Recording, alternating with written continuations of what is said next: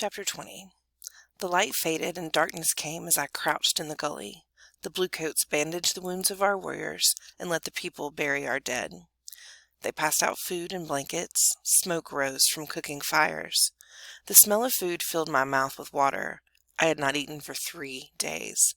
Hungry and cold and sad, I huddled against the dirt wall and shut my eyes. While my father spoke to the generals, Whitebird and a large band of our people had slipped away from the camp and started north. Now they were a long march away. I must start alone for the old lady's country, I told myself, but I would wait until the camp was asleep. As the night wore on, voices died away. Soon all was quiet. A horse nickered, a man coughed, a baby cried. Nothing more. Still, I waited. I waited until the stars moved the space of my 2 hands across the heavens. Then I wrapped a pan, a knife, and a buffalo horn for water in my wedding blanket. I crawled to the end of the gully that was the farthest from the camp. As I crept over the dirt, my hand touched something hard and cold. I ran my fingers over the object. It was a rifle. I stuck the barrel through the knot on my bundle and pulled myself out of the gully. The glow of watchfires outlined the edge of the camp. I crawled to the creek, squeezed through the brush, and let myself over the side. Silent as a snake in a stream, I slid down the bank to the water. Before I could get up, a strong hand clamped over my mouth. Another hand grabbed my arm. "Quiet," whispered a rough voice. Fear struck through me, and I did not move. The hands relaxed their grip. "Are you not going home with Chief Joseph?" asked the voice, gentler now. I peered through the darkness. It was Swan Necklace. He had not surrendered with the warriors. A burst of joy rose in me. "I am going to Sitting Bull," I said. "I will never go with the white man." "Let us start," said Swan Necklace. "Better we die together than trust ourselves to those who speak with 2 tongues." We followed the creek until it turned back toward the camp. Then we climbed out of the gully and began to walk toward the star that never moves. Snow covered the ground. Swan Necklace was still stripped for battle. He had no moccasins. I untied my bundle and cut strips of buffalo hide from the robe. Swan Necklace wrapped his feet in the soft fur and pulled our wedding blanket around his shoulders. He carried our guns, and I carried the rest. We walked until light streaked the sky. My moccasins were worn and my feet ached with cold. Swan Necklace said nothing, but his legs were bare. Swan Necklace found us a protected place out of the wind. While he dug a hollow on the side of the hill, I looked for buffalo chips. They were covered with snow and hard to spot, but I found enough for a small fire.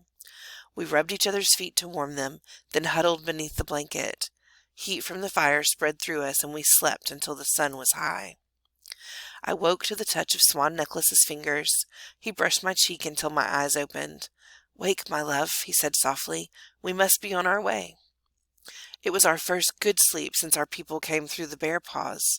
I scrubbed my face with snow to waken me. We had no food.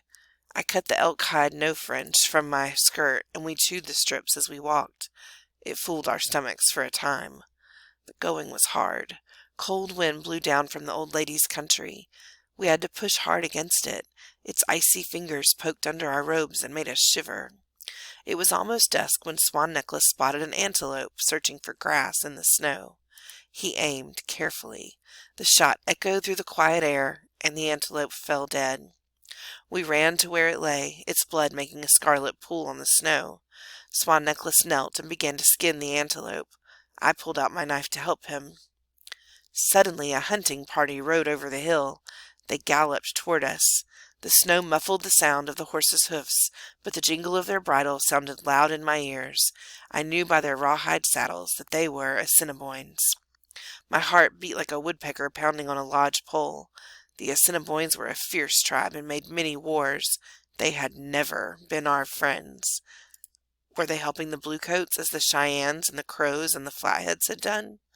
The horses stopped beside us. There were 5 riders and 5 extra horses.